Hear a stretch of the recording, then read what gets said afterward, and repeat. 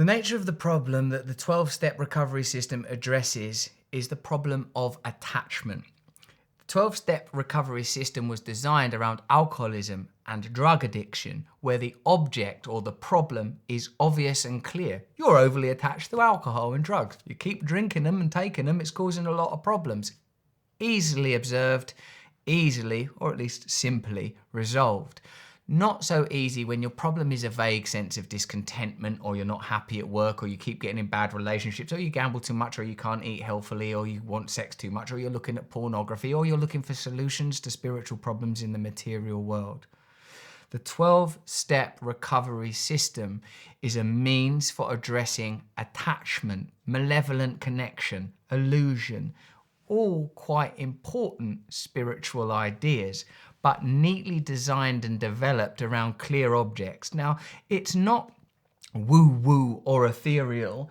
You have to be specific. You have to identify. If you're going to undertake this course, if you're going to undertake this process, you have to initiate, say, I have a problem. I want to change the way I relate to my partner, or the way I relate to my work, or the way that I drink, or the way that I eat.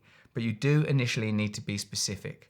So whatever it is that's inside you or outside you, or a correlation of the two, this program provides a point of intersection, a point of address, an opportunity to separate yourself from it. It can be clerical, academic, clinical. It's not just, oh yeah, well, just try and live a better life. You know, it's like there is an administrative process. The 12-step process moves us from unconscious unawareness to conscious awareness.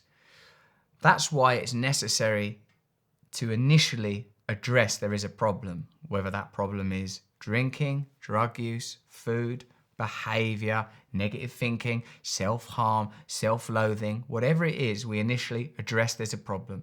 Then we come to believe that it's possible for that problem to change, that we haven't arrived at the summit of our individual experience.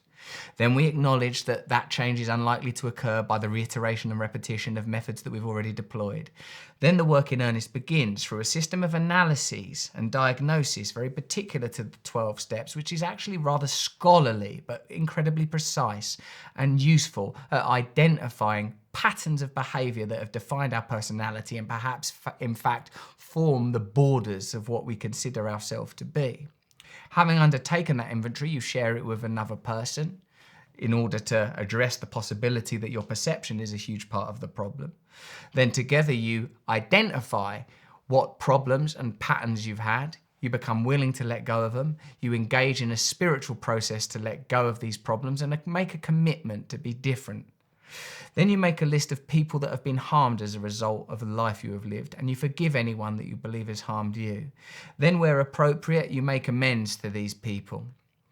Having done that, you have addressed the problem of your life up to now. It is a thorough process, and I can scarcely do it justice in a 1-minute précis, not even a lifetime's study. But this takes you to a point where you can say, okay, I've dealt with my initial dilemmas, the problem that I came in with. 10, 11, 12, the final 3 steps of the 12-step process are remain aware, increase conscious contact with God, and find and live a life of service. So, in a sense, the 12-step process is a transformation from individualized, egocentric perception to a more cosmic perception, a broader, altruistic, philanthropic, loving perspective. What is beautiful about it is it's a perennial system that, by different name, is found everywhere. In folk traditions, in pantheism, in Hinduism, in monotheism, the ideas of awakening from the illusion of the self and becoming a vessel of life universally found, universally explored. Where the 12 steps are unique is they were designed in modern language relatively.